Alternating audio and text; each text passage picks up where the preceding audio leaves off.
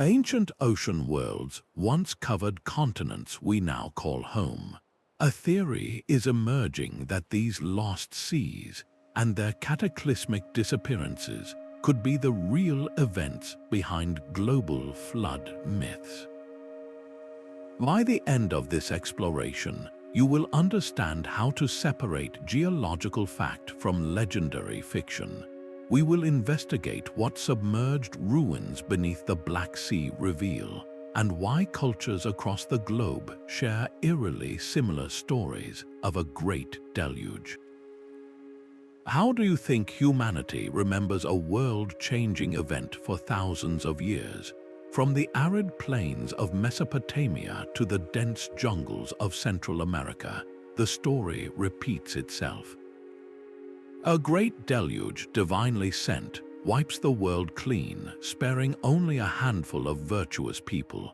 In the ancient Epic of Gilgamesh, the hero Utnapishtim is warned by a god to build a boat and save his family and the seeds of all living things from a coming flood that will destroy mankind. The parallels to the later biblical account of Noah are unmistakable, but this narrative is not confined to the Middle East. In China, the myth of the Great Yu tells of a flood that lasted for generations, a cataclysm so vast it required decades of heroic labor to control the waters. Across the Pacific, the Maya Popolvuh describes a world destroyed by a resinous black rain sent by angry gods. Why would cultures separated by vast oceans and millennia with no possible contact all tell such a similar story?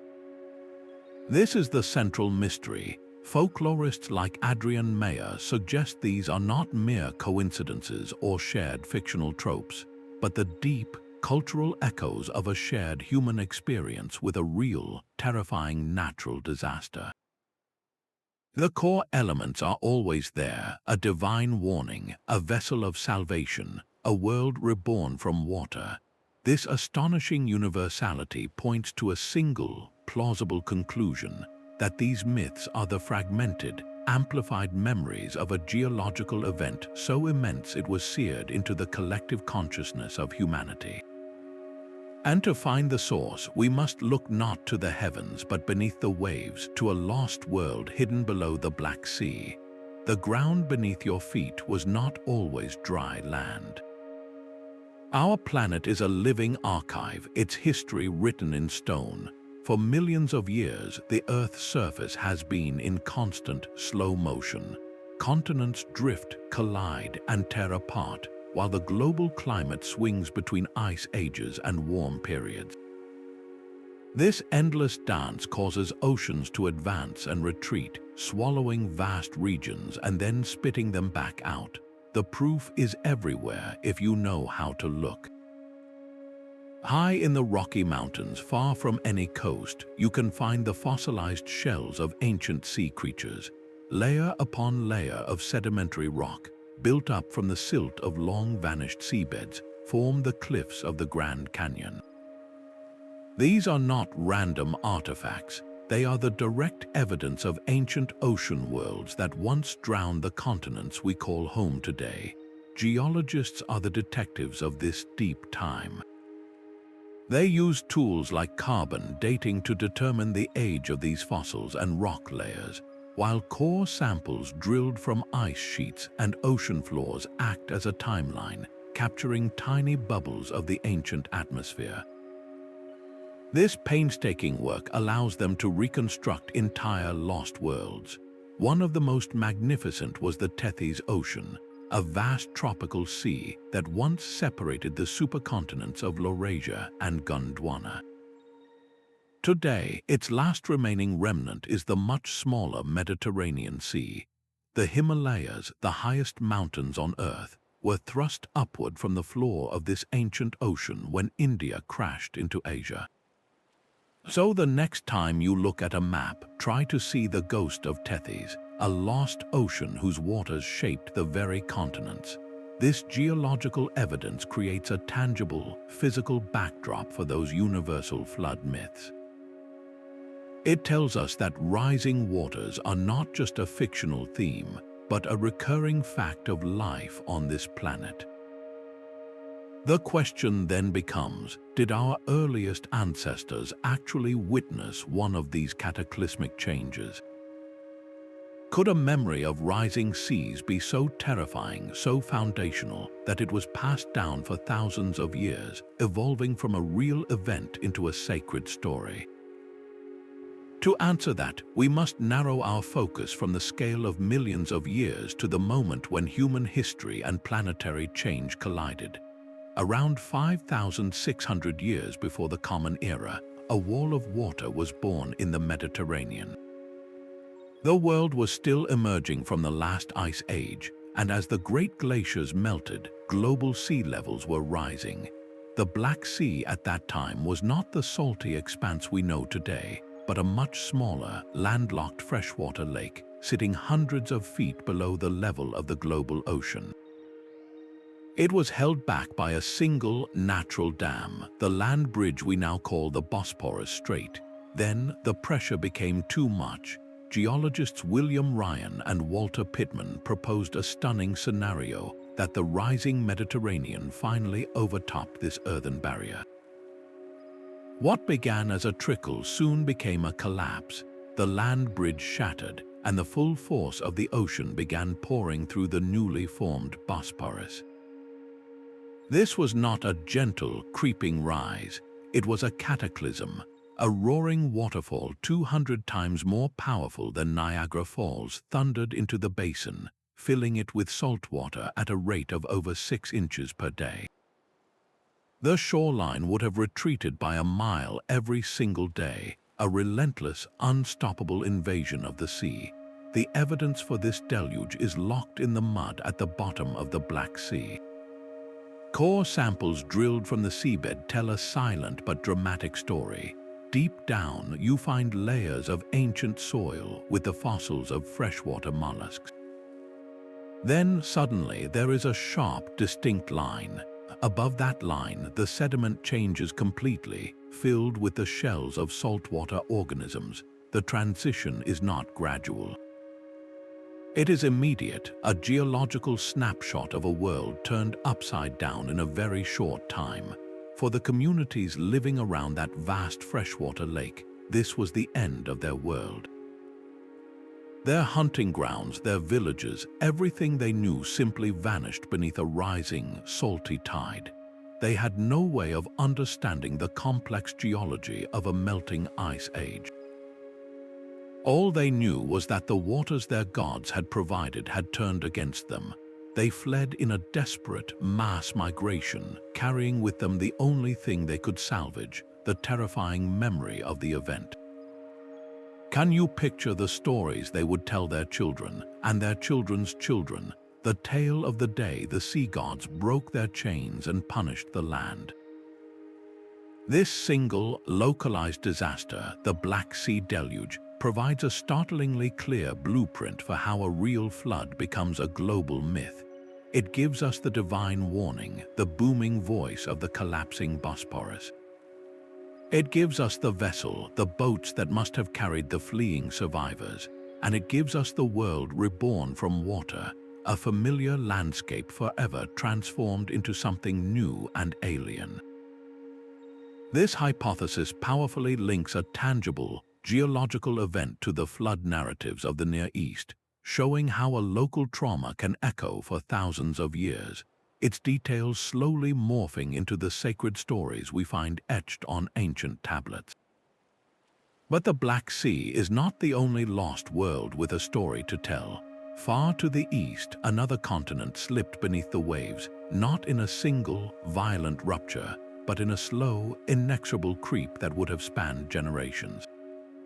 During the last ice age, so much water was locked up in glaciers that global sea levels were over 300 feet lower than they are today.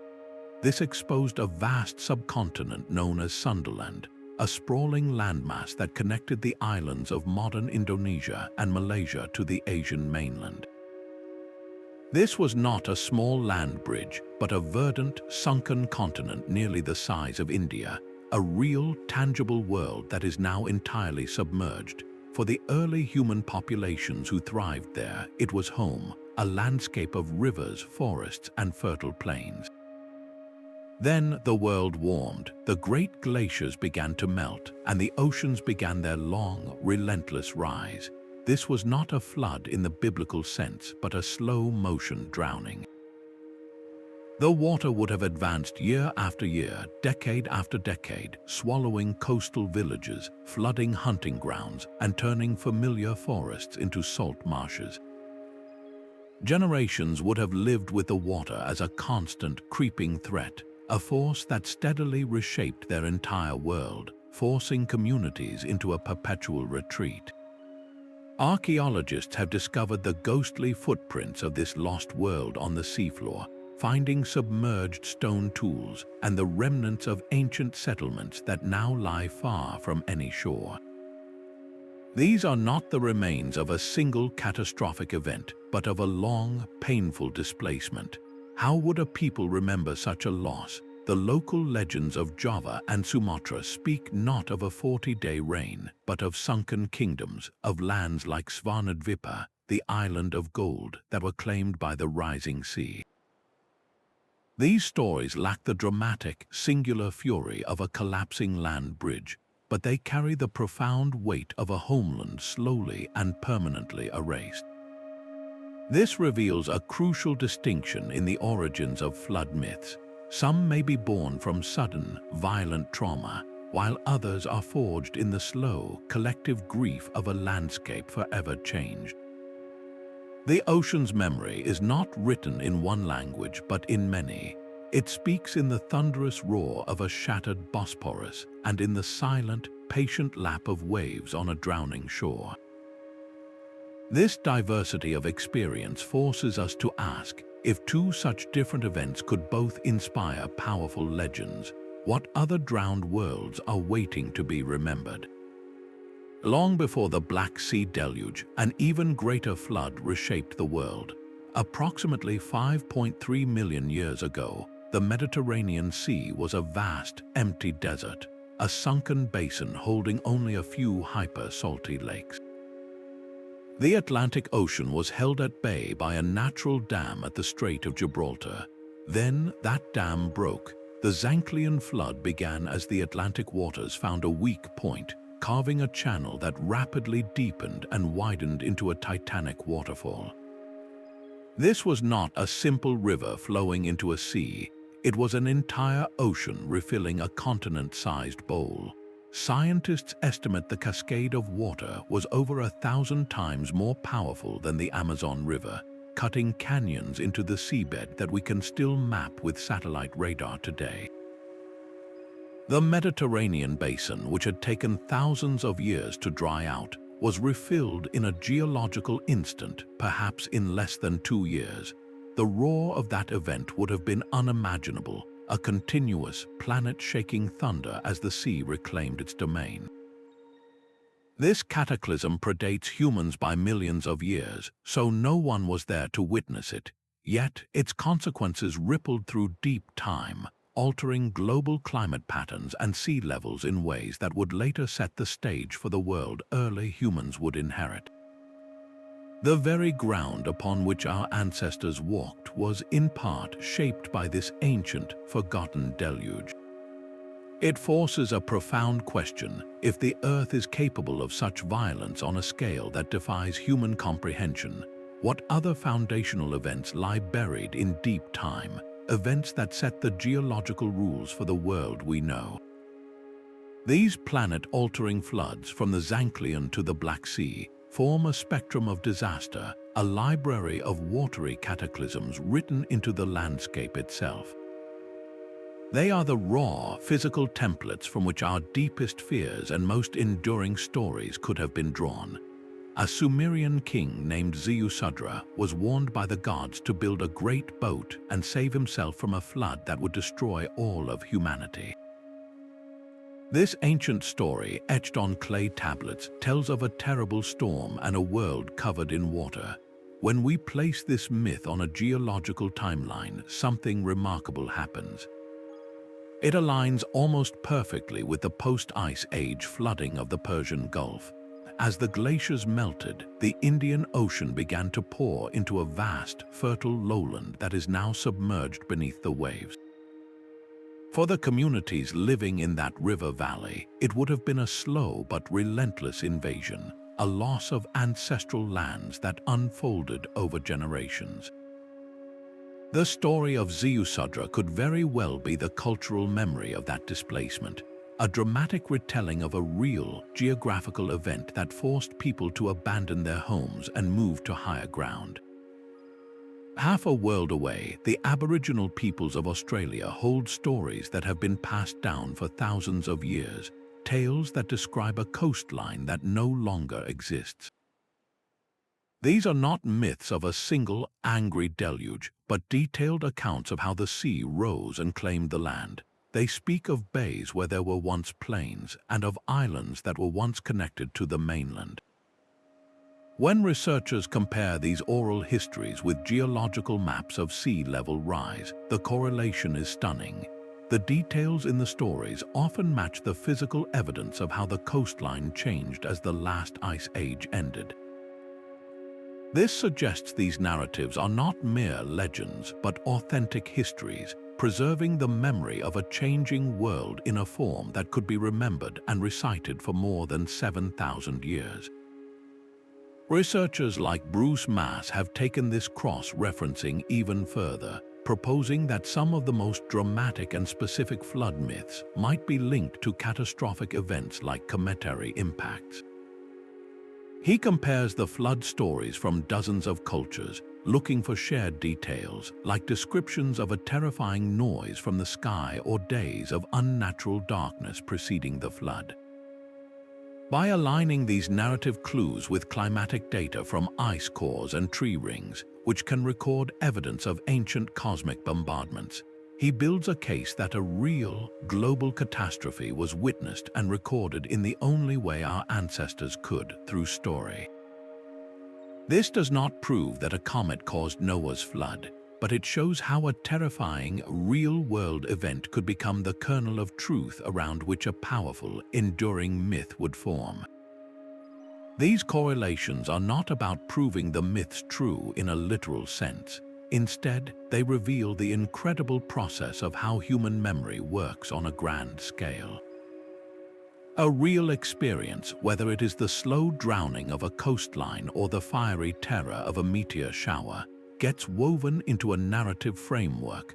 Over centuries, the geological event becomes a divine warning, the forced migration becomes a chosen voyage, and the community leader becomes a legendary hero.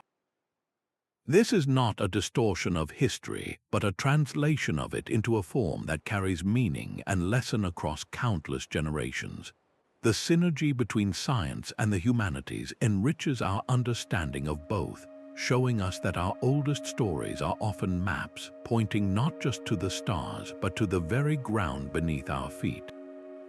So how did these fragile stories, born from trauma and translated into myth, survive the passage of so much time? The human voice was humanity's first library. For thousands of years before the invention of writing, our entire history, our laws, and our understanding of the world were carried not on clay tablets, but on the breath of storytellers. This was the world of oral tradition, a fragile yet astonishingly resilient system for preserving memory across generations. When a community experienced a catastrophe as profound as their world drowning, the story of that event became one of their most vital possessions. It was not told as a dry historical fact, but as a powerful narrative, often encoded with symbolic meaning. A rising sea might become the wrath of a river god, and a successful migration to high ground could be framed as a divine covenant. These were not lies, but the deepest form of truth our ancestors knew, a way to make sense of a terrifying and unpredictable world. Anthropologists have observed that oral histories are particularly adept at preserving the core details of traumatic, landscape-altering events. The story of the flood was not just a tale, it was a cautionary map. It explained why they lived on a mountain and not in the fertile valley below, a valley that was now underwater. It taught future generations where it was safe to build and what signs in the sky or sea to fear. The astonishing consistency we see in flood narratives across the globe, from the boat and the animals to the rainbow of promise, points to a shared human response to disaster. The specifics of the god or the hero's name might change, but the fundamental plot remains because the experience of losing everything to water was a universal trauma. To ensure these critical stories survived, cultures developed sophisticated techniques to protect their integrity. Stories were woven into song, set to rhyme and rhythm, which made them far easier to memorize and recite accurately. They were performed during rituals and ceremonies, embedding them into the very fabric of cultural identity. A young tribesman learning the flood song wasn't just learning a story, he was learning his people's history and his place in the world. This process of oral transmission allowed these memories to persist for millennia, long after the actual event faded from living memory. When we understand this, our perspective on myths completely shifts. We stop seeing them as mere fables and start reading them as historical documents, as the collective memory of our species written in the language of symbol and story. They are the echoes of real events, refined and amplified by thousands of retellings. This oral testimony, preserved with such care, eventually found a more permanent home. It was etched into clay and written on scrolls, creating the ancient texts that have survived into the modern era. The power of the spoken word found its ultimate anchor in the written one. With the invention of cuneiform in Mesopotamia and scripts on palm leaves in India, the flood stories that had been carried on the breath of storytellers for generations were finally etched into something permanent. These ancient texts, from the Babylonian Epic of Atlantis to the Hindu legend of Manu, are far more than religious scripture. They are historical artifacts capturing the deepest fears and foundational memories of early civilizations. In these accounts, we see a clear pattern. The gods, displeased with the noise and sin of humanity, decide to wipe the slate clean with a great deluge. But they always choose one virtuous man to survive, instructing him to build a massive boat and save the seeds of life. The details are strikingly consistent: a divine warning, a prescribed vessel, a gathering of animals, and a world reborn from the waters. The Epic of Gilgamesh, inscribed on clay tablets centuries before the book of Genesis was written, features the hero Utnapishtim, who receives these exact instructions from the god E.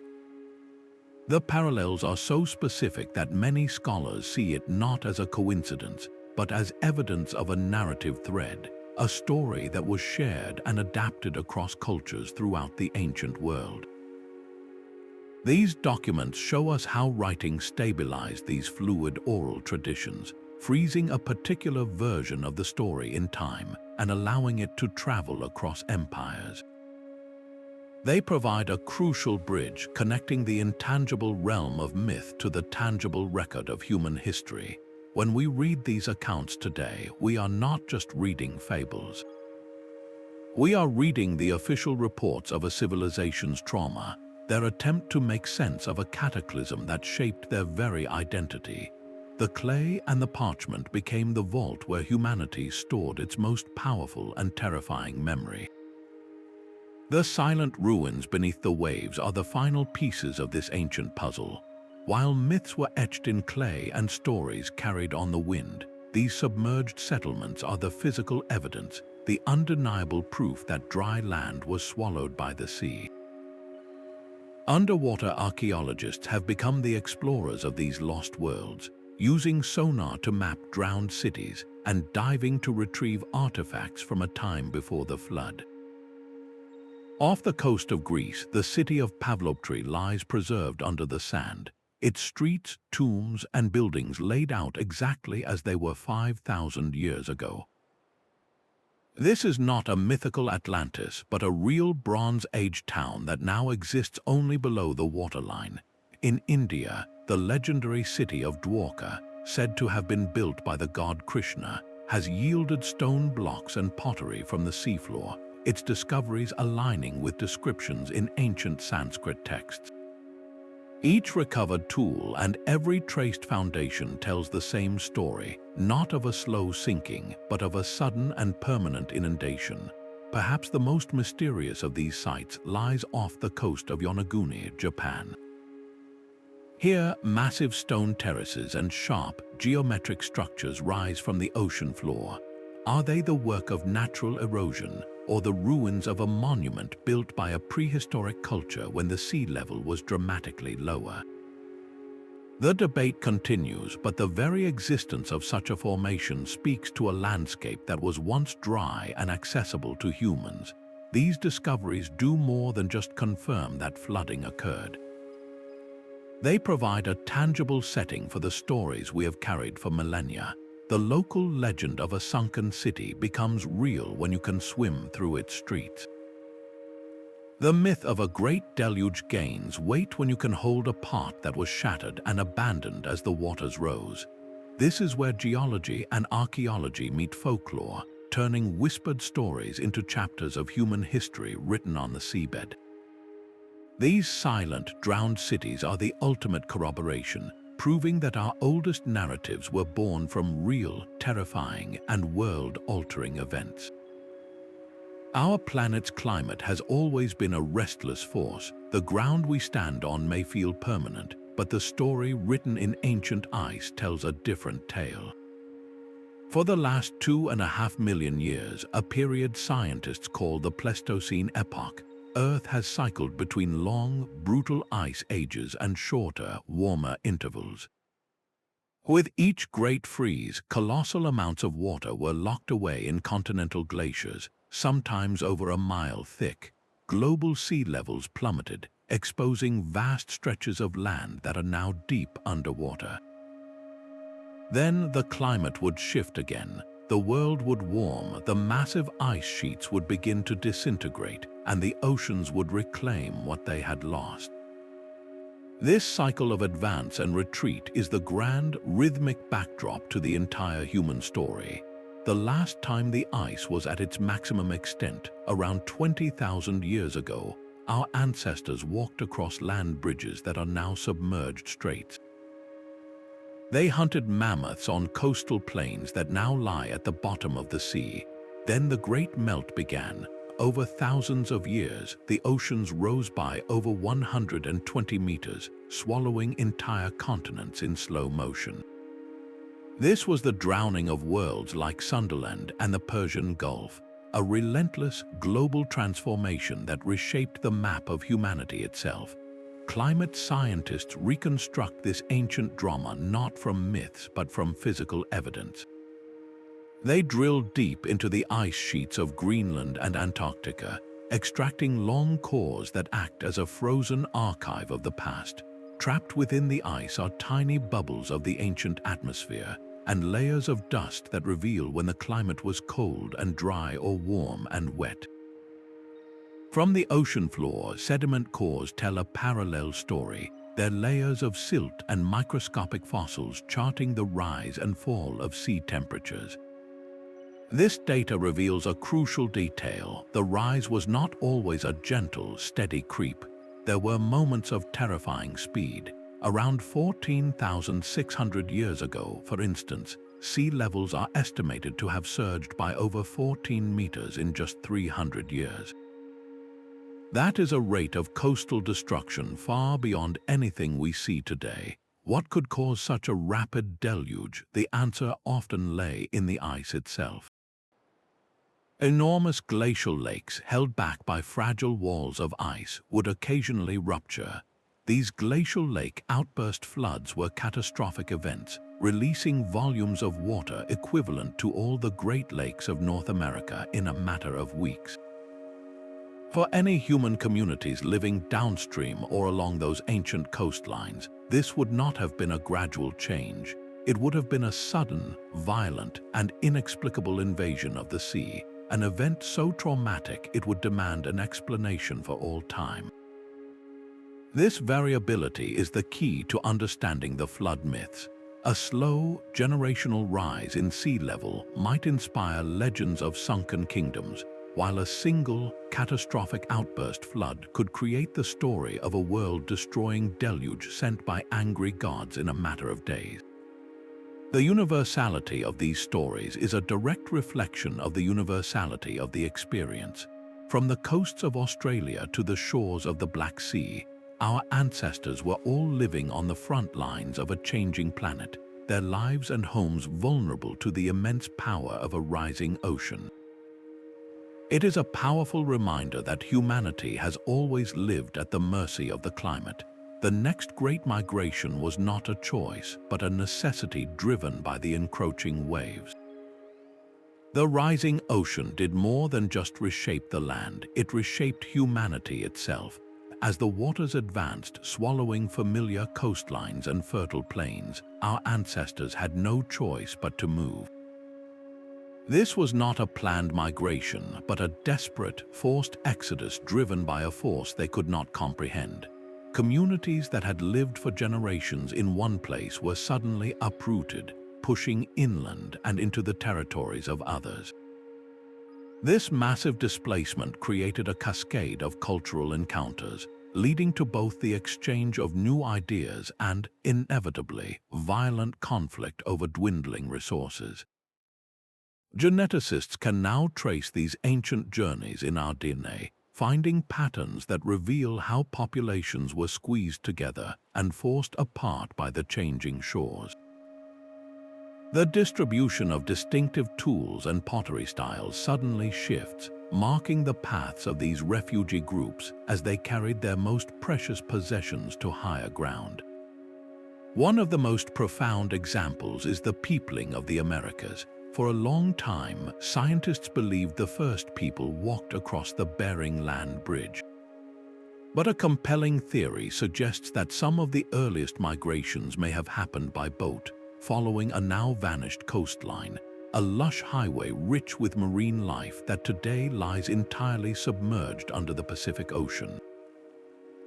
The loss of that route erased the physical evidence of their journey, leaving only genetic clues behind. Can you feel the weight of that displacement? The profound trauma of losing your ancestral home, of watching the very ground disappear beneath the waves, would have been a searing, foundational memory for an entire culture. In this light, the great flood myths transform. They are no longer just stories of divine punishment, but powerful symbols of that arduous journey. The Ark is not merely a boat for animals, but the vessel carrying a people's entire identity across a metaphorical sea of chaos and into an uncertain future. The search for dry land becomes the universal human quest for a new beginning after catastrophe. These narratives are not about destruction alone, they are testaments to incredible resilience and the stubborn will to survive. They encode the hard-won lesson that the world can change in an instant, and that adaptation is the price of life. This perspective reveals that our oldest stories are often maps of migration, written in the language of myth. They preserve the emotional truth of being forced from your home, of a long and dangerous journey, and of the hope for a promised land on the other side.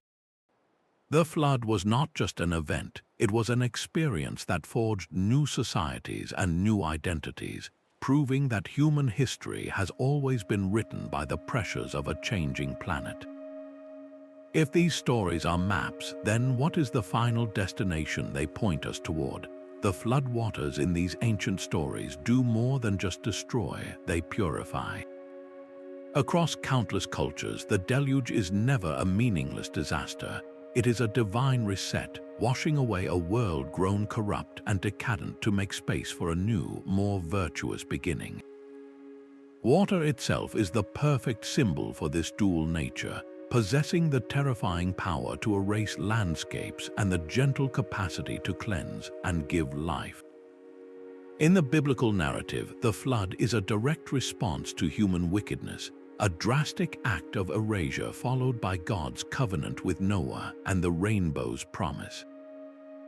Similarly, in the Hindu tradition, the god Vishnu takes the form of a fish to save the righteous Manu from a great flood, preserving life so that the cosmic order can be re-established. This theme of cleansing is not a minor detail. It is the very heart of the myth, transforming a geological catastrophe into a story with profound moral and spiritual meaning.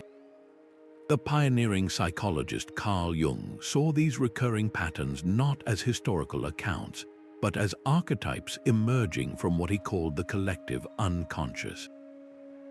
He proposed that all humanity shares a deep psychic substratum, a wellspring of universal symbols and story forms. The Great Flood is one of these primordial archetypes, a powerful representation of the eternal human struggle between chaos and order. It gives form to our deepest anxieties about the world falling apart and our profound hope for renewal on the other side. This symbolic dimension is the key to the myth's immortality. A person may not believe a worldwide flood literally happened, yet they can still feel the story's power, its resonance with the personal catastrophes and fresh starts that define every human life. We understand the need to sometimes wipe the slate clean, to overcome a great trial and emerge reborn. The flood myth, in its symbolic richness, speaks directly to that universal experience. This layered meaning allowed each culture to weave the template of the flood into the very fabric of their own identity and environment. The same deluge that drowns the world in one story is tamed by human hands in another. This is the beautiful complexity of regional flood narratives, where a universal theme is reshaped by the land itself and the people who live there. In the Aztec myth of the Five Suns, the fourth world is destroyed by a great flood, with only a man and a woman surviving by transforming into trees. This cataclysm was not a singular event of divine punishment, but part of a cyclical, cosmic process of destruction and rebirth, deeply reflecting their worldview. Contrast this with ancient China, where the legend of Yu the Great tells not of an escape from the waters, but of an epic, generations-long struggle to control them. Yu did not build an ark, he dredged rivers and carved canals, bringing order to the chaos through sheer engineering and relentless effort.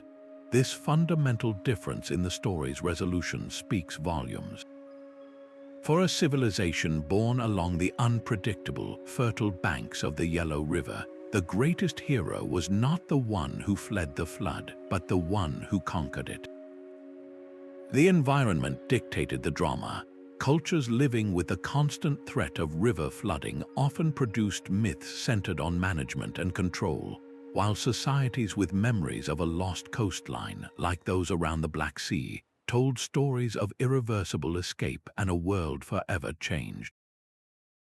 The local geography provided the stage, but the cultural values wrote the script. A society that prided itself on bureaucratic order and collective labor, like China, would naturally celebrate a hero like Yu, who worked for decades to organize the people and tame the rivers. Meanwhile, a culture with a strong tradition of seafaring and a pantheon of capricious gods might frame the flood as a divine test of faith and survival on the open water. The adaptability of these stories is a testament to human creativity in the face of shared trauma. The core fear of drowning is universal, but the lesson learned and the hero celebrated is uniquely local. This diversity proves that flood myths are not carbon copies of a single event, but deeply personal responses to the specific challenges each culture faced. And at the heart of nearly every one of these local responses stands a powerful decision-making force, a deity whose motives and methods are as varied as the landscapes they rule over. The gods of the deluge are rarely capricious. Their anger follows a pattern, a divine response to a humanity that has overstepped its bounds. In the Greek story of Deucalion, Zeus looks down upon the human race and sees only arrogance and violence. His decision to unleash a world-ending flood is a direct punishment for this hubris, for the failure of mortals to remember their place. This moral framework is the engine of so many flood narratives. The rising waters become more than just a physical event. They are a cosmic judgment, a lesson in obedience and humility written in drowning landscapes. The gods personify the terrifying randomness of nature, transforming an uncontrollable force like a storm surge or a glacial melt into a comprehensible, if severe, act of will. This personification was a profound coping mechanism. It is far less terrifying to believe a flood is a punishment from a god you can potentially appease than to accept that the universe is governed by indifferent geological processes. This religious dimension provided a crucial layer of meaning, helping societies reconcile with the trauma of disaster. It answered the agonizing question of why, giving a senseless catastrophe a moral purpose. Yet within this framework of wrath, there is always a thread of hope. For every Zeus who sends the flood, there is a Prometheus who whispers a warning to Deucalion. For every Yahweh who regrets creating man, there is a covenant with Noah. The survival of a righteous few, like Manu in Hindu lore or Utnapishtim in Mesopotamia, reinforces a fundamental belief that virtue is seen and rewarded even in the face of absolute destruction. This careful balance between divine punishment and divine mercy allowed these stories to function as both a caution and a comfort, a way to process collective grief while reinforcing the social and ethical codes that bound a community together. The intersection of cosmology and catastrophe created a narrative that was not just memorable but spiritually essential. It transformed survivors into chosen ones and a geological event into a foundational pillar of faith. Yet this very power, the deep cultural resonance of these myths, has led modern science to ask its own difficult questions. Yet for all the compelling connections between geology and legend, a chorus of scientific skepticism urges caution. Not every scholar is convinced that a lost ocean lies behind every flood myth. They argue that the human imagination is a powerful force in its own right, capable of generating powerful symbols without a planet-wide catastrophe. Some critics point out that the geological evidence for a single, global deluge is simply not there. The Earth's crust shows no sign of a universal flood layer dating from the time of early humans. Instead, the planet's history is one of regional disasters, not worldwide annihilation. This forces a critical question: could these stories have a more local, more human origin? Perhaps the Great Flood began as a devastating river flood, a seasonal overflowing so traumatic for a river-valley civilization that it was remembered as the end of the world. For a society whose entire universe was defined by the Tigris and Euphrates, a flood that wiped out every neighboring village would indeed feel global in scale. Over centuries of retelling, that local disaster could easily be magnified into a cosmic event. Other scholars look to psychology for answers. They suggest that water and the fear of drowning are such fundamental human experiences that they emerge as powerful archetypes in dreams and stories across all cultures. The image of a cleansing flood could be a universal metaphor for personal transformation or social upheaval, a story that feels true because it resonates with our deepest anxieties about chaos and control. From a sociological perspective, these myths serve a vital function. By telling a story of divine punishment for hubris, a community reinforces its own moral codes and social norms. The myth becomes a tool for maintaining order, teaching each new generation the importance of obedience and virtue. Engaging with these critiques does not destroy the mystery, it enriches it. It reminds us that human culture is not a simple recording device. A myth is not a geological core sample. It is a complex tapestry woven from threads of real experience, psychological depth, and social necessity.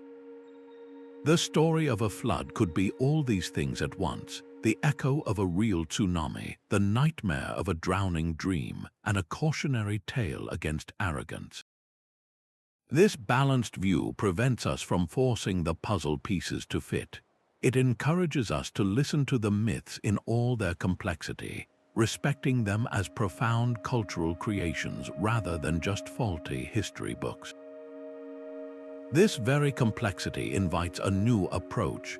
How can we move beyond interpretation and actually test these ancient stories with the tools of modern science?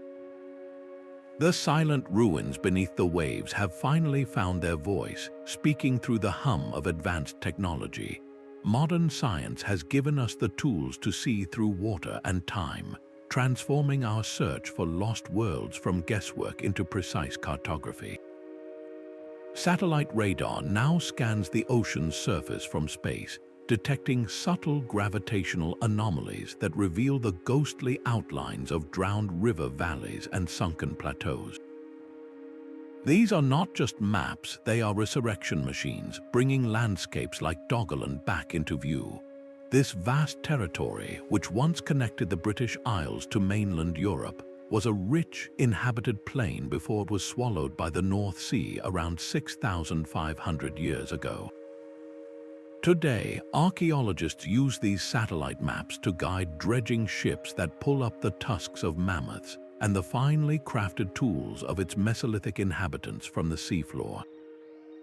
This is not myth, it is recovered history.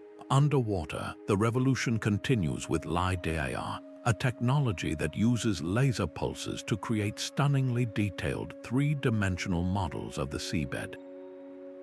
Mounted on autonomous robotic submersibles, these systems can map a sunken city block by block, or trace the ancient course of a river now buried under layers of silt.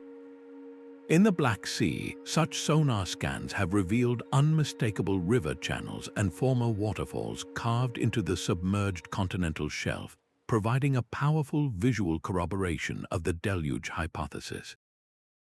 The very topography of the drowned landscape supports the story of a catastrophic flood. The evidence is no longer just in the stories we tell or the pots we find. It is encoded in the land itself. This technological reach extends even to the realm of life itself. Geneticists now compare the DNA of marine species with their freshwater relatives, or analyze the genomes of isolated human populations. These biological clocks can tell us when a land bridge was severed, isolating one group from another, or when a freshwater lake was suddenly inundated with salt water, forcing a dramatic evolutionary split. The story of the flood is written in the genes of a mussel and the ancestry of a coastal tribe. Each of these tools, from orbital satellites to gene sequencers, acts as a new kind of oracle, interpreting the physical traces of the past with breathtaking clarity. They allow us to test the grand, sweeping narratives of myth against the hard, quantifiable data of geology and biology.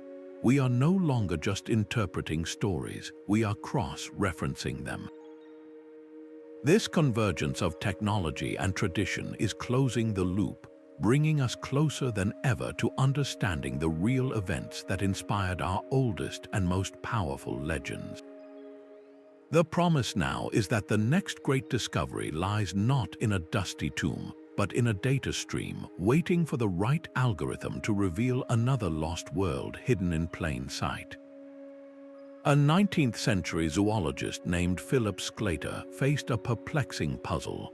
He was studying the distribution of lemurs, those wide-eyed primates, and he found their fossils in two distant places, India and Madagascar, but nowhere in between. To explain this, he proposed a radical idea, a lost continent that had once bridged the Indian Ocean, which he named Limuria. This was not a myth, but a serious scientific hypothesis of its time, an attempt to use logic to solve a biological riddle. The theory was a product of its era, before the discovery of plate tectonics provided the real answer that the continents themselves had drifted apart, carrying the lemur populations with them. But the idea of a sunken land was too powerful to fade. It was quickly adopted by spiritual movements like Theosophy, which reimagined Limuria as the home of an ancient, esoteric human civilization. More remarkably, the concept resonated deeply with Tamil traditions in southern India, which already spoke of Kumari Kingdom, a vast, advanced kingdom that was lost to the sea in a catastrophic flood. A scientific guess, later proven wrong, had given a legendary sunken world a new name and a fresh layer of plausibility in the modern age. The case of Limuria reveals a fascinating cultural exchange. It shows how a scientific hypothesis, even an incorrect one, can escape the laboratory and merge with folklore, feeding our timeless fascination with drowned worlds. The emotional need for a lost golden age or a cautionary tale of a fallen society is so strong that it will readily adopt any framework that gives it shape, whether from a sacred text or a scientific paper. This dynamic between evidence and imagination is a crucial part of the search.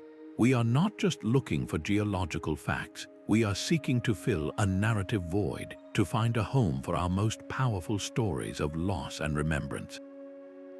This brings us to the most famous lost world of all, a name that has echoed for millennia: Atlantis. Plato's Atlantis remains the ultimate ghost in the ocean, a story that refuses to die. In his dialogues Timaeus and Critias, written around 360 years before the Common Era, the philosopher describes a powerful, advanced island nation beyond the Pillars of Hercules. Its people grew arrogant, and in a single terrible day and night, the entire continent sank beneath the waves, vanishing forever. For centuries, scholars have debated whether this was pure fiction, a political allegory for Athenian hubris, or a distorted memory of a real catastrophe. The most compelling geological candidate lies in the Aegean Sea. The volcanic island of Thera, now known as Santorini, was the heart of the sophisticated Minoan civilization. Around the year 1600 before the Common Era, the volcano erupted with a force thought to be far greater than Krakatoa. The explosion blasted the center of the island into the sky, leaving behind a vast caldera that was instantly flooded by the sea. Archaeological digs on Santorini reveal a city frozen in time, buried under layers of volcanic ash, its multi-story buildings and vivid frescoes preserved just as they were on that fatal day. Tsunamis radiating from the collapse would have devastated coastal settlements across the region, including those on Crete, potentially wiping out the Minoan fleet and leading to their swift decline.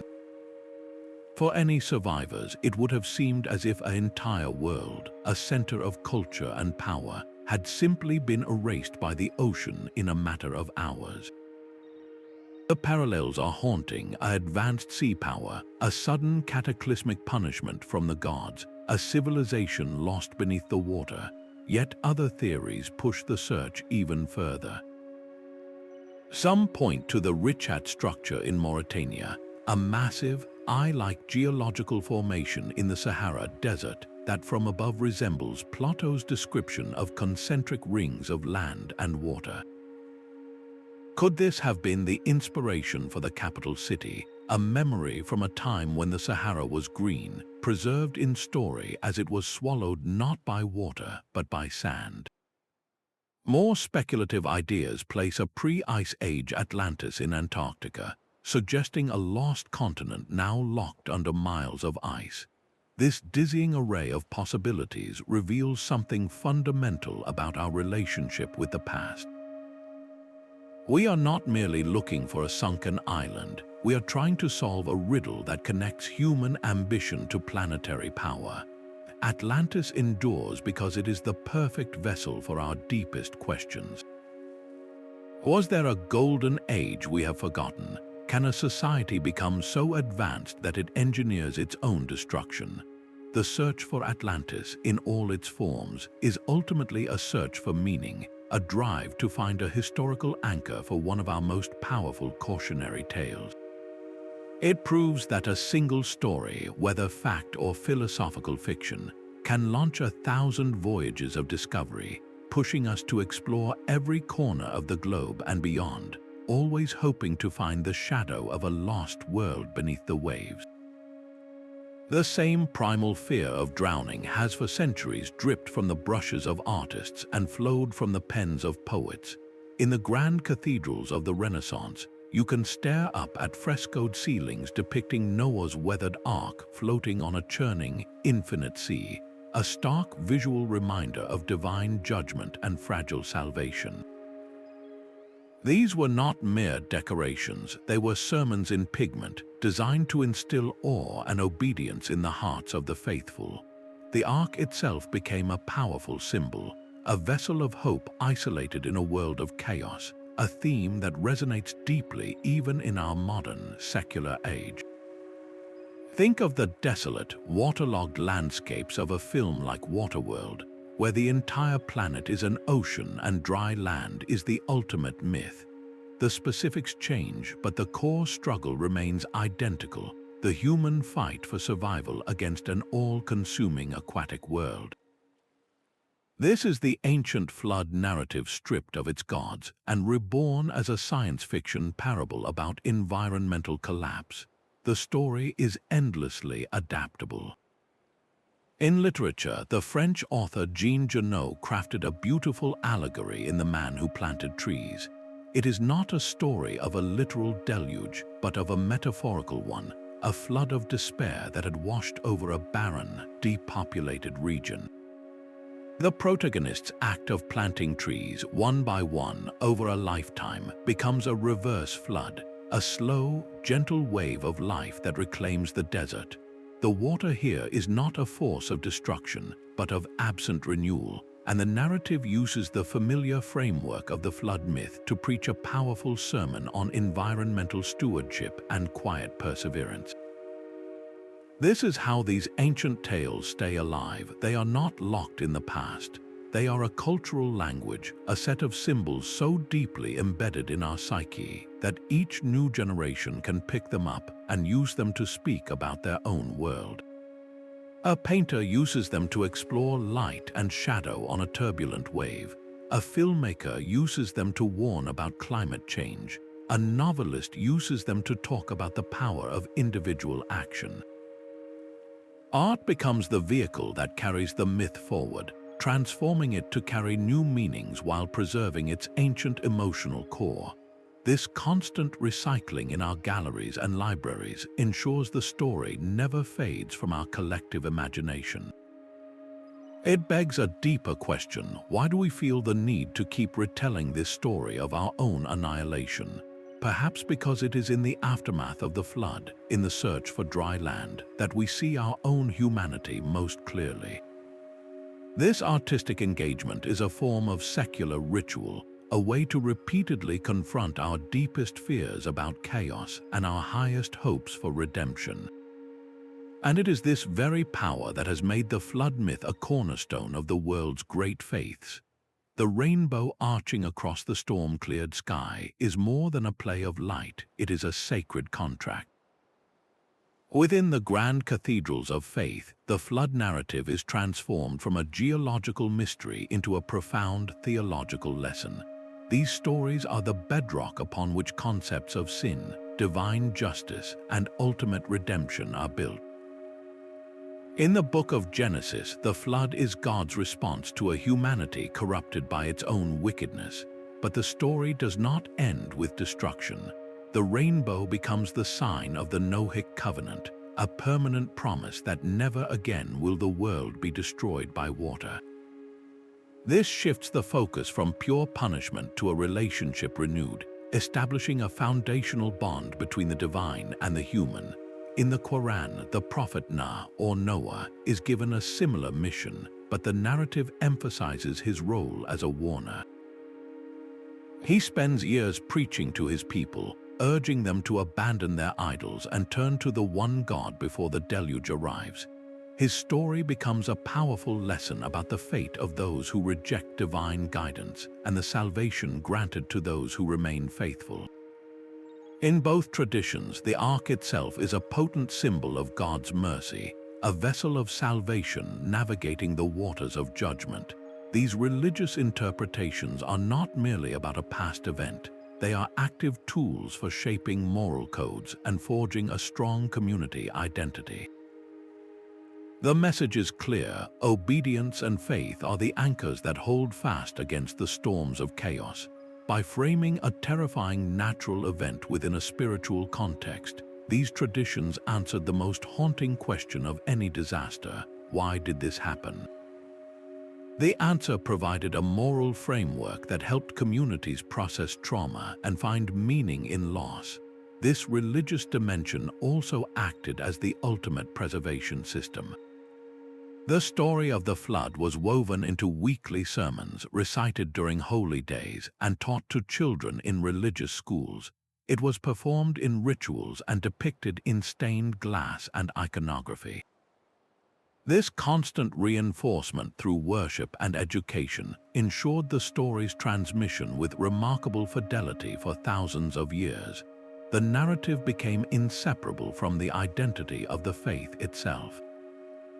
This interplay between a dramatic environmental event and a developing belief system shows how humanity seeks to find not just an explanation for catastrophe, but a purpose within it.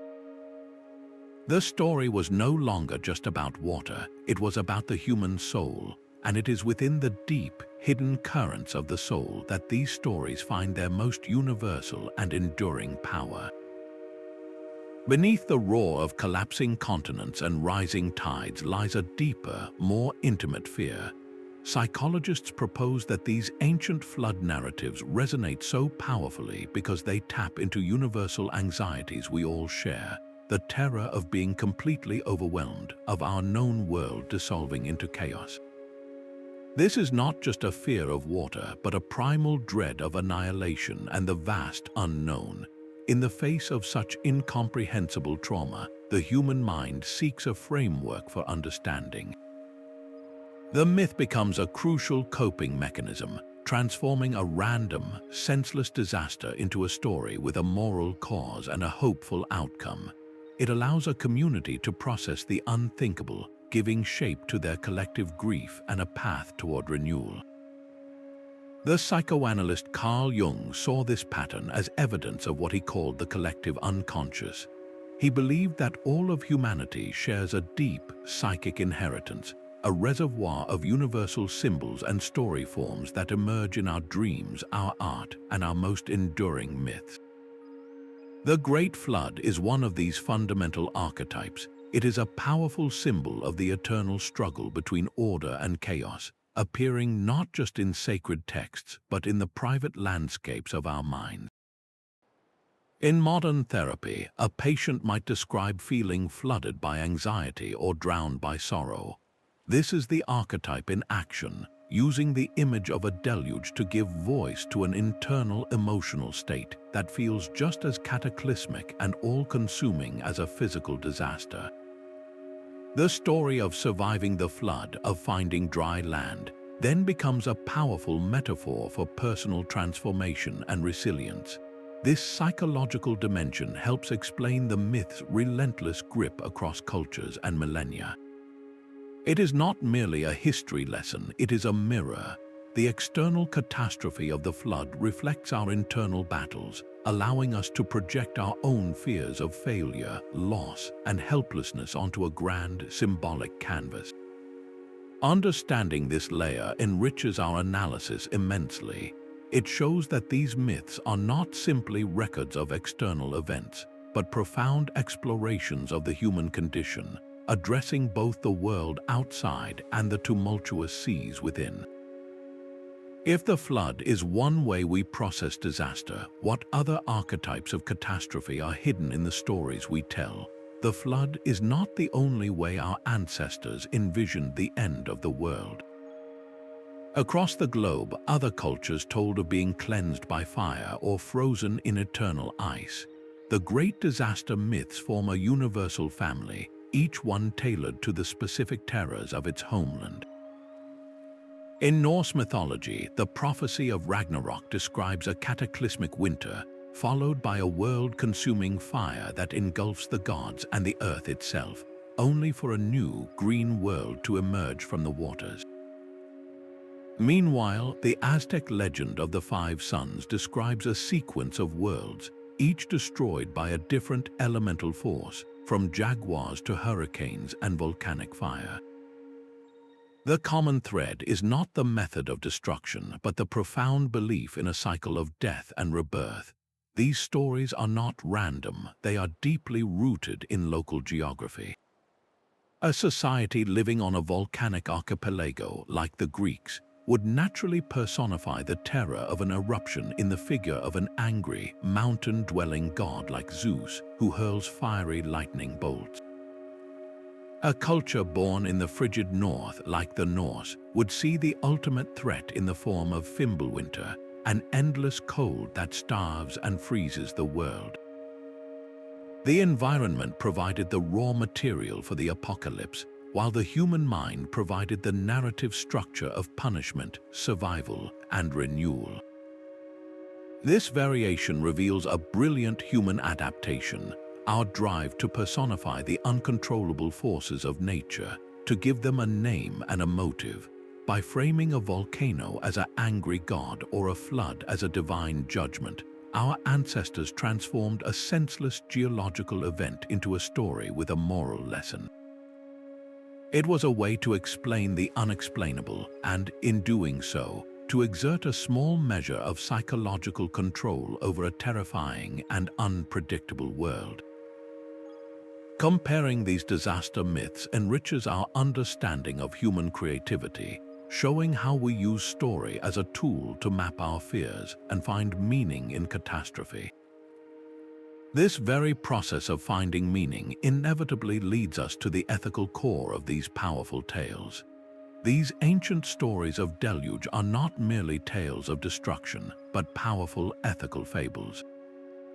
Woven into the drama of rising waters is a consistent and sobering warning that human arrogance, greed, and a failure to live in harmony with the natural world will inevitably lead to catastrophe.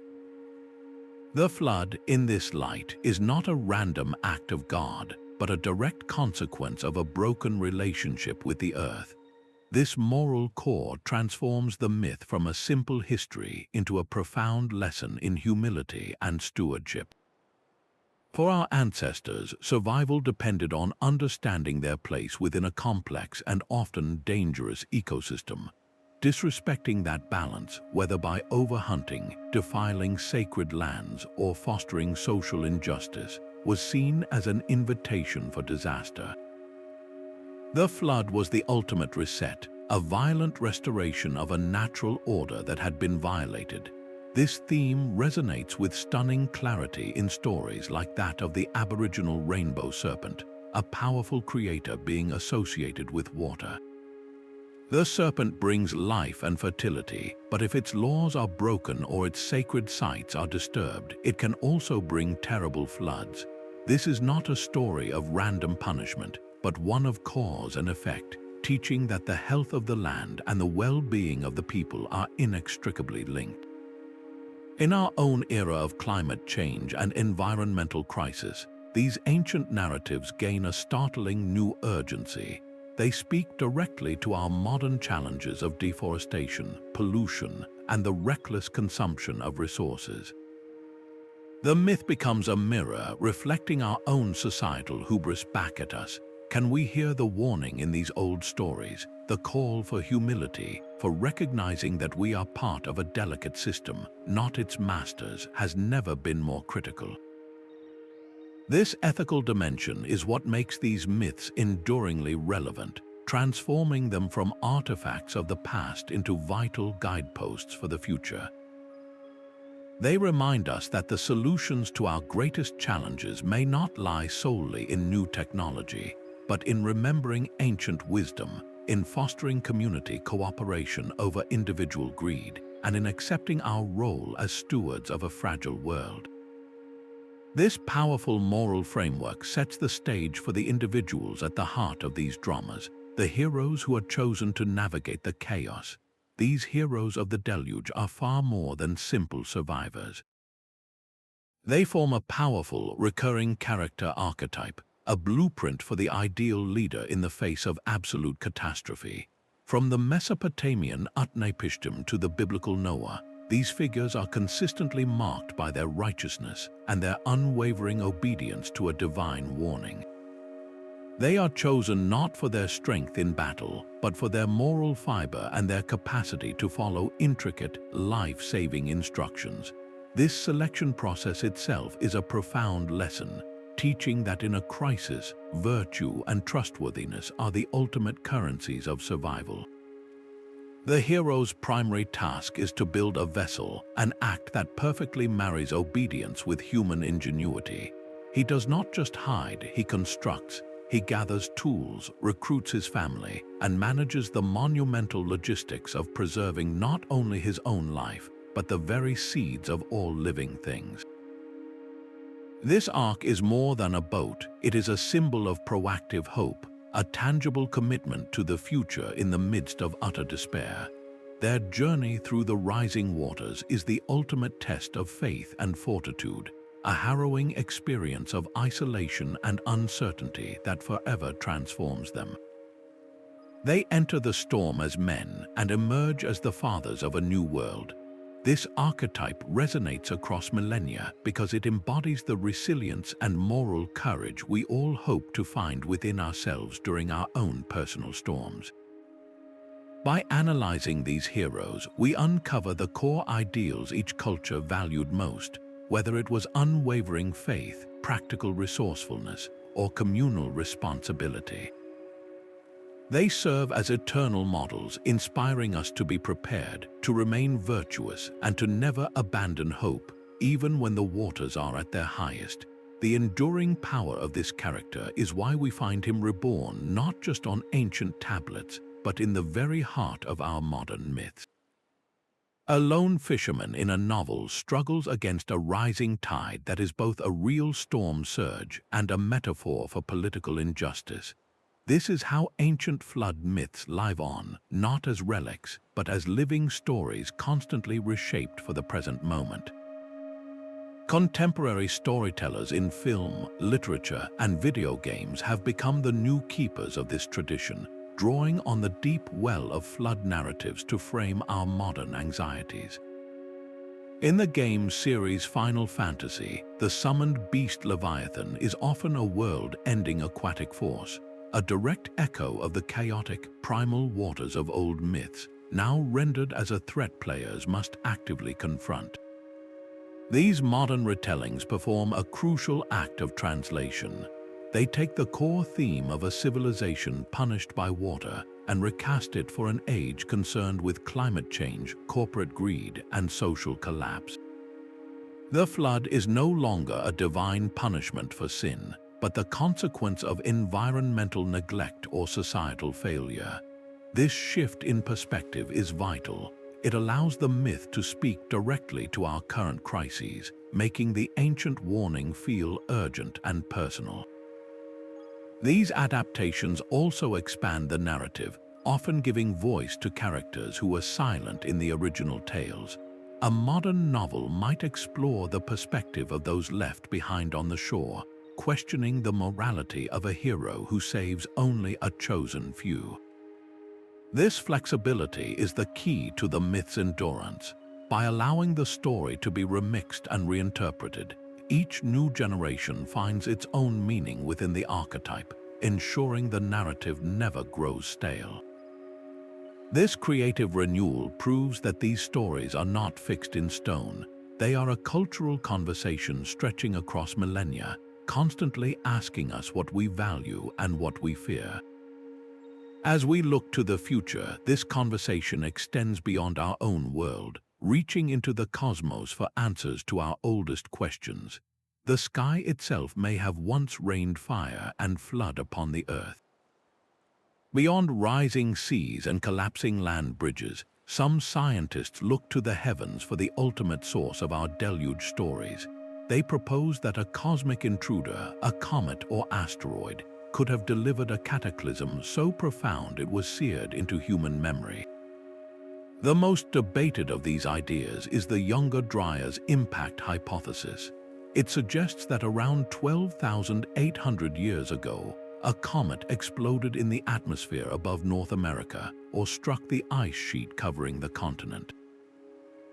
The immediate effects would have been apocalyptic, a series of blinding fireballs igniting continents worth of forest, followed by a shockwave of incalculable force. But the real devastation came after. The impact is thought to have destabilized the massive Laurentide ice sheet, triggering a sudden and catastrophic release of freshwater into the oceans. This, in turn, could have disrupted global ocean currents, plunging the planet back into a 1,000-year mini-ice age known as the Younger Dryas period. The climate whiplash would have been devastating for early human societies and the megafauna like mammoths and saber-toothed cats that lived alongside them, many of which went extinct around this very time. Proponents of this theory point to a thin, dark layer of sediment found at archaeological sites across several continents. Within this layer, they find unusual materials like microscopic diamonds and tiny metallic spheres, which they argue could only have been formed under the immense pressure and heat of an extraterrestrial impact. They scour ice cores from Greenland, looking for spikes in ammonium and nitrate, potential chemical signatures of vast, impact-triggered wildfires. The implications are staggering, a single day of celestial violence that reshaped the global climate and inspired legends of world-ending fire and flood. Yet, this hypothesis is fiercely contested. Many geologists and astronomers question the evidence, arguing that the proposed impact markers could have earthly origins or are not widespread enough to prove a global catastrophe. They see a compelling story, but one that lacks the definitive smoking gun crater. This scientific debate is far from settled, but its very existence enriches our search. It forces us to expand our vision beyond terrestrial geology and consider a truly universal scale of disaster. If a comet could trigger such chaos, then the flood myths are not just about water, but about the day the sky fell. This interdisciplinary collision, where astronomers speak to geologists and both listen to the folklorists, pushes the boundaries of what is possible. It demonstrates that our understanding of the past is not a closed book, but a living, breathing investigation, always ready to be rewritten by a new discovery from the stars or the stones. The fear of rising water did more than inspire stories. It shaped the very ground beneath our first cities. Ancient urban planners, guided by the echoes of deluge myths, deliberately built their worlds on high ground. In Mesopotamia, the great ziggurats were not just temples reaching for the heavens. They were man-made mountains, offering refuge from the unpredictable fury of the Tigris and Euphrates rivers. Far to the east, the meticulously planned city of Mohenjo-Daro in the Indus Valley featured a massive, elevated citadel and a complex drainage system, clear architectural defenses against seasonal floods. These were not random design choices. They were the direct, practical application of cultural memory, a collective understanding passed down through generations that the waters could return. The myth of the flood was thus translated into mud, brick, and stone, with lore becoming a fundamental principle of engineering and community survival. This ancient wisdom persists. Modern metropolises in flood-prone regions, from Venice to New Orleans, employ raised foundations, levees, and sophisticated water management. continuing a dialogue with the past that began with those first cautionary tales. The enduring legacy of these narratives is not just in what we believe, but in how we build, proving that our oldest stories have always been blueprints for resilience. This deep-seated connection between story and survival extends even to the other lives we chose to save. Animals play a crucial and curious role in nearly every great flood narrative. The animals saved on these ancient arks were never just passengers. In story after story, they are essential partners in the drama of survival, embodying the profound understanding that human fate is woven into the fabric of all life. When Noah gathers 2 of every living creature into his vessel, the act is not merely about preserving biological specimens. It is a powerful symbol of stewardship, a divine mandate to protect the entire web of creation from total annihilation.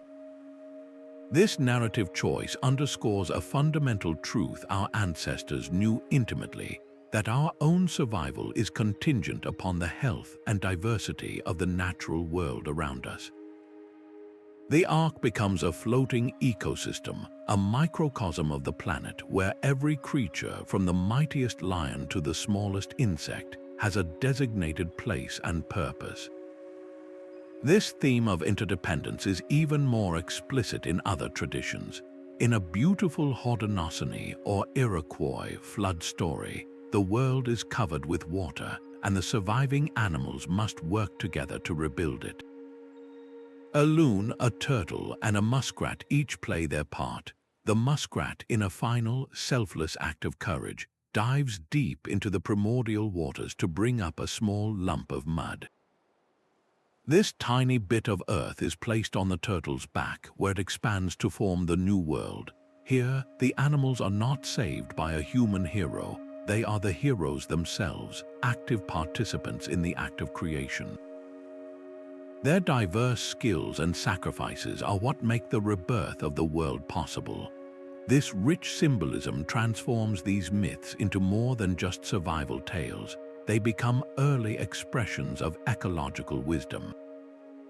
The inclusion of animals makes the stories universally engaging, tapping into our innate fascination with the creatures we share the planet with. They represent innocence, resilience, and the untamed spirit of nature itself. By analyzing which animals are highlighted and the roles they play, we can glimpse a culture's deepest values and its relationship with its environment. A society that venerates the cunning of a crow or the strength of a bear will cast those animals in roles of wisdom and power. This narrative layer reinforces the core environmental message that hubris towards nature invites disaster, while humility and cooperation ensure renewal. These ancient stories, with their arks and their brave muskrats, challenge us to see the world not as a resource to be dominated, but as a community to which we all belong. This focus on partnership and balance inevitably leads us to examine another crucial dynamic within these survival narratives: the roles assigned to men and women. The silent partner in many of these sagas is the hero's wife, a woman whose name history often forgets.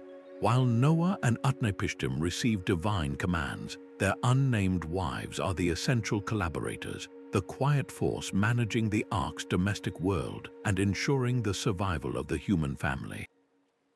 This division of labor reflects the traditional gender roles of the societies that told these stories, where public spiritual leadership was a male domain and the private sphere of nurturing and preservation was a female responsibility.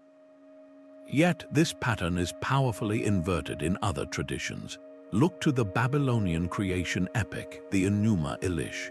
Here, the Great Flood is not a punishment, but a primordial force embodied by the goddess Tiamat, the mother of all things, a saltwater chaos from which the world was born. She is not a nurturer, but the ultimate creative and destructive power, a female archetype of immense, untamable nature.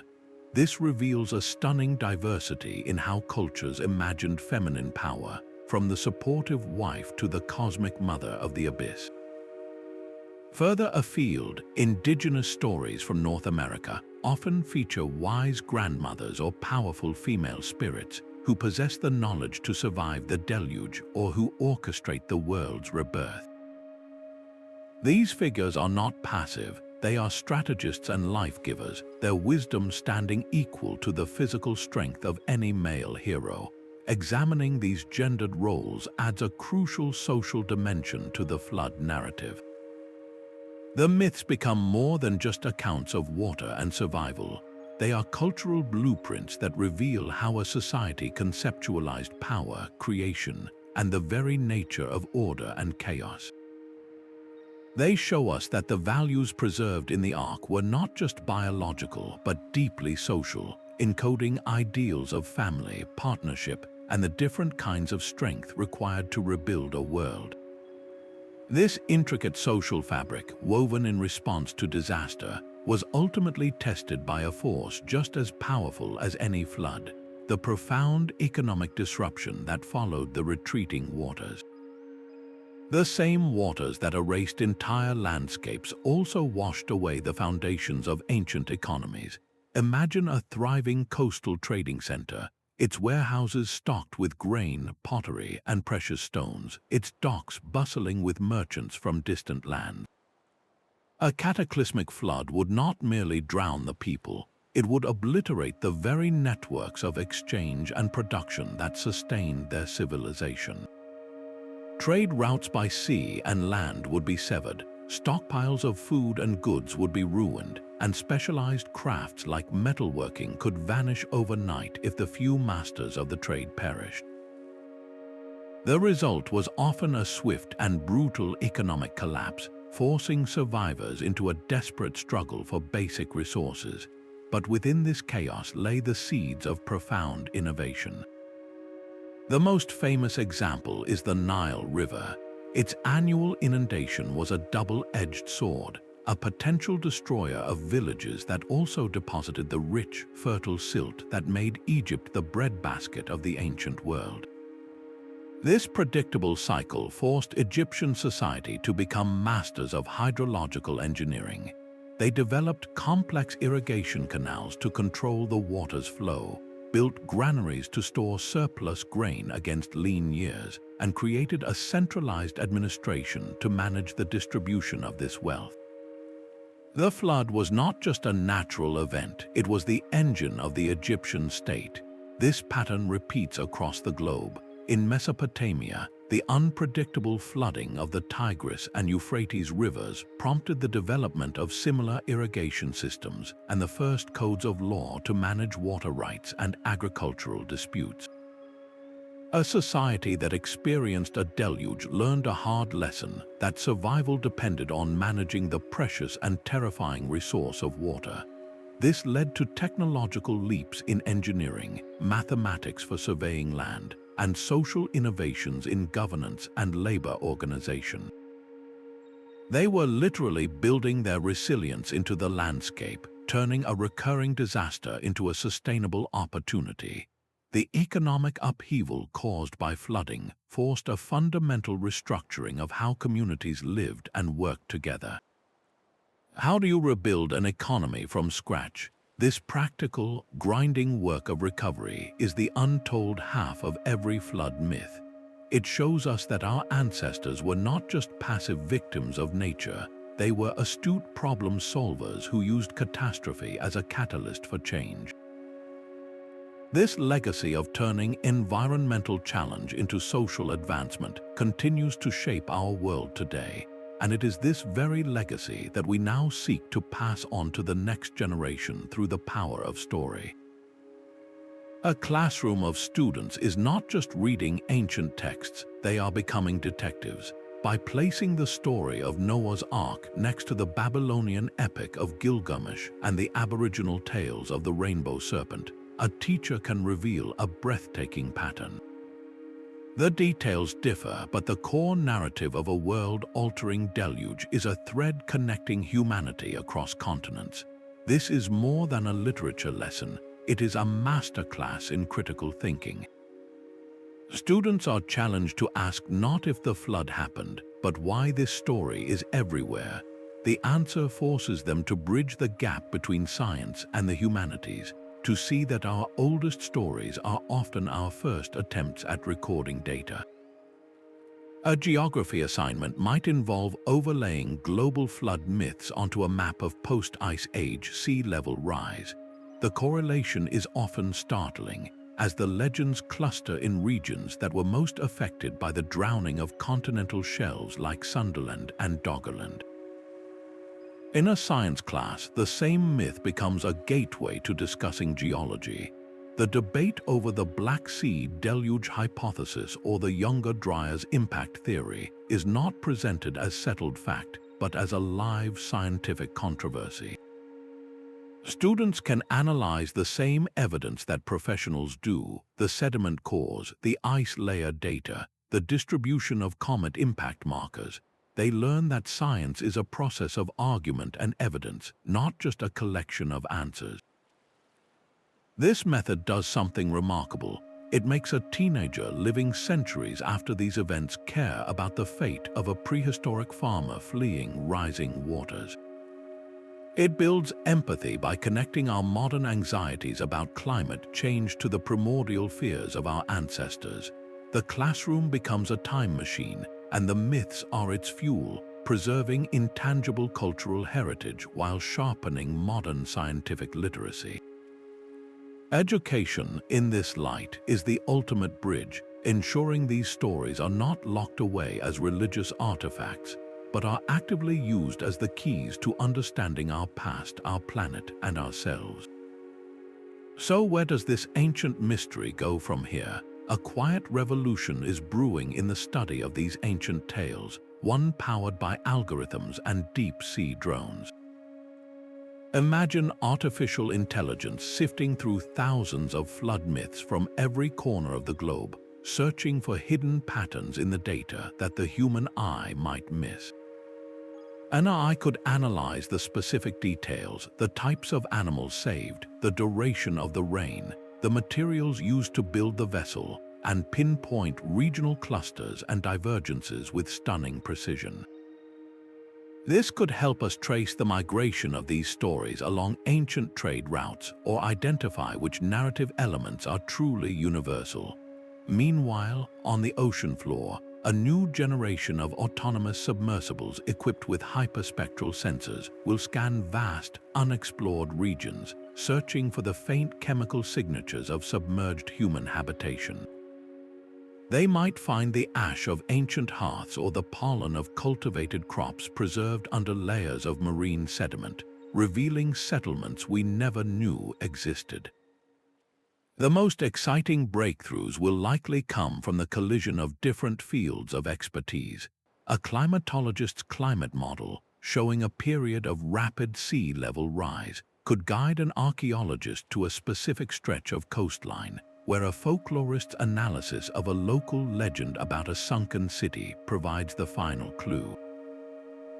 We might one day extract ancient DNA from the sediment of these drowned landscapes, identifying not just the plants and animals that lived there, but perhaps even the genetic footprints of the people who had to abandon them. This genetic clock could help us date these dispersal events with incredible accuracy, tying them directly to climatic data from ice cores. This is not about proving the myths right or wrong, but about using every tool at our disposal to listen more carefully to what they have been trying to tell us for thousands of years. The conversation between the past and the future is just getting started, and it promises to rewrite our understanding of human resilience. This evolving quest begs a final, personal question. What do these stories of ancient floods mean for you, living in the world today? These stories of ancient oceans are not locked in a distant past. They speak directly to the personal floods we all face in our own lives, those moments of overwhelming crisis that threaten to wash away our foundations. A sudden loss, a financial struggle, or a period of profound uncertainty can feel like a rising tide, isolating and terrifying. In these moments, the mythic ark is more than a wooden boat. It becomes a powerful metaphor for the resilience we must build within ourselves and the crucial importance of the community that helps us stay afloat. The narrative is not about avoiding the storm, but about navigating through it, trusting that there is dry land on the other side. This ancient framework transforms our personal struggles from isolated incidents into part of a timeless human story of endurance and renewal. Today, we face a collective deluge in the form of a changing climate. The warnings are no longer whispered by gods, but shouted by scientific data and intensifying storms. These old stories strip away our illusion of control, reminding us of our fundamental vulnerability to the planet's power, yet they also hand us a profound responsibility. The hero was not passive, he was instructed to build, to gather, to prepare. This is the myth's urgent call to our modern era, a mandate to become the architects of our own salvation. We are being asked to build a new kind of ark, not of gopher wood, but of sustainable practices, resilient communities, and global cooperation. Engaging with these narratives on this deeply personal level does something remarkable. It turns dusty legends into a living compass. They guide us to reflect on our own capacity for courage, to value the crew we have beside us, and to act with the foresight of those who know a flood is coming. This introspective connection is what makes these ancient tales eternally meaningful, bridging the gap between a forgotten ocean and the challenges lapping at our own door. The threads of evidence we have gathered form a compelling tapestry. Geological cataclysms like the Black Sea Deluge and the slow drowning of Sundaland provided the terrifying, real-world stage. The painstaking work of archaeologists pulling pottery from the seabed and mapping submerged cities gave those stages a human cast, and the oral traditions, passed down with astonishing fidelity for millennia, became the script translating geological trauma into stories of divine judgment and survival. Science offers the physical evidence, the core samples and sonar maps. The humanities provide the emotional truth, the psychological need to find meaning in catastrophe. Neither perspective alone is sufficient. The real power lies in their interplay, where a sediment layer corroborates a myth and a folk tale explains a mass migration. These stories are not literal history, yet they are profoundly historical. They are not scientific reports, but they are filled with scientific clues about sea level rise and climate change. This is the beautiful complexity of the human experience. We are creatures who must measure and analyze, but we are also storytellers who must find purpose and moral order. The global flood myth is perhaps the ultimate expression of this duality. It shows us how our ancestors used the most powerful tool at their disposal, narrative, to process events that were otherwise too vast and terrifying to comprehend. They transformed the roar of collapsing continents into the voice of an angry god, and the desperate flight to high ground into a sacred covenant. This process was not a distortion of the truth, but a profound encoding of it for future generations. The journey from a mystery etched on clay to an insight woven from many disciplines reveals something fundamental about our species. Our oldest stories are not just fanciful tales. They are the deep, resonant echoes of a world remade by water, a memory of survival so powerful it had to be told and retold until it became a part of who we are. The story of ancient oceans and the myths they inspired is far more than a geological puzzle. It reveals a profound dialogue between the living earth and the human mind, a connection where real cataclysms were translated into stories of resilience, morality, and our fragile place within the natural world. These narratives, whether born from the thunderous collapse of the Bosporus or the silent, creeping rise that swallowed Sundaland, are not simple records of events. They are the foundational scripts of human experience, teaching us that survival hinges on humility, cooperation, and a deep respect for the forces that shape our planet. In every arc there is a call to prepare, in every rainbow covenant a promise of responsibility. These age-old tales challenge the arrogance that we are masters of our world, reminding us instead that we are its stewards. As we now face our own era of environmental uncertainty, with rising seas and a changing climate, these ancient warnings carry a startling new urgency. They ask us to become the architects of a new kind of ark, built not of wood but of sustainable choices and global community. Let this exploration be a starting point, an invitation to look deeper into the myths that shape your own culture and to listen for the echoes of real history within them. Consider how the wisdom of the past can inform the choices we make for the future. The floods of yesterday may indeed hold the essential keys for navigating tomorrow. We would love to hear which flood myth resonates most with you, so share your thoughts in the comments below. If you enjoyed this journey to the intersection of earth and story, subscribe for more adventures into the world's greatest historical